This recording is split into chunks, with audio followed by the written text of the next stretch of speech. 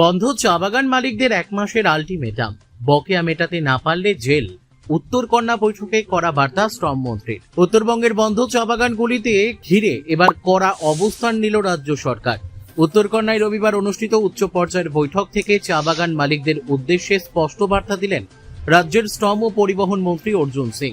শ্রমিকদের বকেয়া মজুরি, পিএফ ও গ্র্যাচুইটি দ্রুত পরিশোধের নির্দেশ দিয়ে তিনি জানিয়ে দেন, নির্ধারিত সময়ের মধ্যে নির্দেশ না মানলে সংশ্লিষ্ট মালিকদের বিরুদ্ধে কঠোর আইনি ব্যবস্থা নেওয়া হবে, প্রয়োজনে জেলেও যেতে হতে পারে। বন্ধ চা বাগানের বর্তমান পরিস্থিতি, শ্রমিকদের দুর্দশা, সামাজিক সুরক্ষা সহ পুনরায় বাগান চালুর সম্ভাবনা নিয়ে বৈঠকে বিস্তারিত আলোচনা হয়। উপস্থিত ছিলেন প্রতিমন্ত্রী আনন্দময় বর্মন, উত্তরবঙ্গ উন্নয়ন মন্ত্রী নিশীথ প্রামাণিক, দার্জিলিং এর সাংসদ রাজু বিস্তা, আলিপুরদুয়ারের সাংসদ মনোজ টিগ্গা, জলপাইগুড়ির সাংসদ জয়ন্ত কুমার রায়, শ্রম দপ্তরের আধিকারিক, জেলা প্রশাসনের প্রতিনিধি, শ্রমিক সংগঠন সহ বাগান মালিক পক্ষের প্রতিনিধিরা। বৈঠক শেষে সাংবাদিকদের মুখোমুখি হয়ে শ্রম মন্ত্রী জানান, উত্তরবঙ্গে বর্তমানে 30টিরও বেশি চা বাগান বন্ধ রয়েছে। এর মধ্যে কয়েকটি বেআইনিভাবে চালানো হচ্ছে, আবার কিছু বাগান ইচ্ছাকৃতভাবে বন্ধ রাখা হয়েছে। এই পরিস্থিতিতে শ্রমিকদের স্বার্থ রক্ষায় সরকার কোনো রকম আপোষ করবে না বলেও তিনি স্পষ্ট করেন।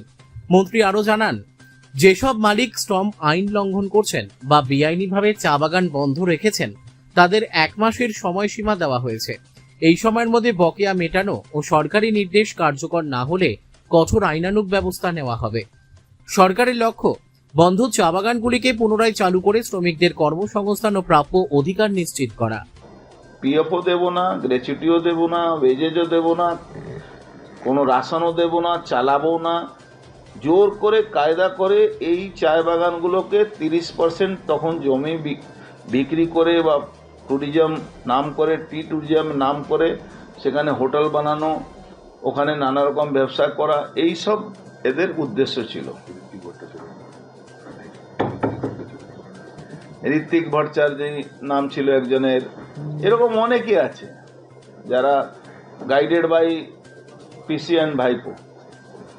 তো আমরা এটা আমাদের এমপি, আমাদের এমএলএরা, আমাদের এমআইসি নিশীথ প্রামাণিকও এখানে আছেন, এমওএস আছেন, আমাদের মনোজ টিগ্গা বিধায়করা আছেন, আমার আরও লামা ওদিকে আছে, এদিকে আমাদের ট্রান্সপোর্টের ও আছেন, মিনিস্টার আছেন, আমার আরেক বিধায়ক আছেন। সব আমরা আজকে সকাল থেকে প্রথম সরকারি মিটিংটা নিয়েছি। সরকারি দপ্তরও অনেকটা ঢিলামেলা ছিল, ওরা ভাবছিল কে এখান থেকে এখানে আসবে। আমরা মিটিং করে তাদেরকে স্পষ্ট সরকারের বার্তাটা দিয়ে দিয়েছি। তারপরে আমরা মিটিং করলাম ইউনিয়নকে বললাম পজিটিভ ওয়েতে কাজ করতে হবে, পজিটিভ থিঙ্কিং করুন, সবাই মিলে দিলে আমরা ইন্ডাস্ট্রিটাকে চালাবো।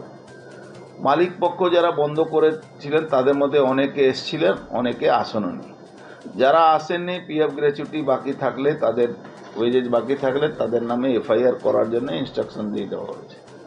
যারা এসছেন, যারা কমিটমেন্ট করেছেন কি হ্যাঁ আমরা চালাবো, তাদের জন্য ওয়েলকাম আছে। তাদেরকে সমস্ত সহযোগিতা পশ্চিমবাংলা সরকার, মাননীয় মুখ্যমন্ত্রী আমাদের শুভেন্দু অধিকারী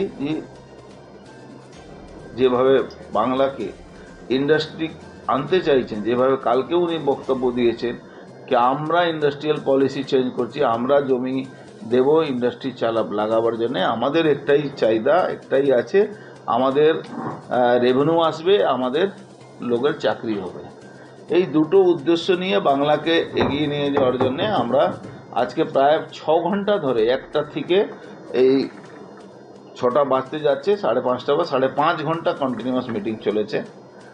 আমরা বলেছি আমাদের সরকার আপনাদের সহযোগিতা করবে, আপনাদেরও সহযোগিতা ইন্ডাস্ট্রি খোলার জন্য করতে হবে। ইন্ডাস্ট্রিকে বিক্রি করে, ইন্ডাস্ট্রিতে বিগত সরকার একটা এসওপি চেঞ্জ করেছিল, এসওপি করে দখল করে অন্য লোকের যারা ভালো লোক ছিল তাদের থেকে নিয়ে অন্য লোককে, নিজের আত্মীয় স্বজনকে দিয়ে ইন্ডাস্ট্রি চালাবার নাম করে জমি বিক্রি করার একটা ব্যবসা করার এদের একটা উদ্দেশ্য ছিল। সেটা চলবে না। আমাদের বার্তা আমরা ইন্ডাস্ট্রি, আমাদের সরকারি অধিকারীরা, আমাদের যারা লেবার ইউনিয়ন আছেন তাদের সবাইকে আমরা দিয়েছি।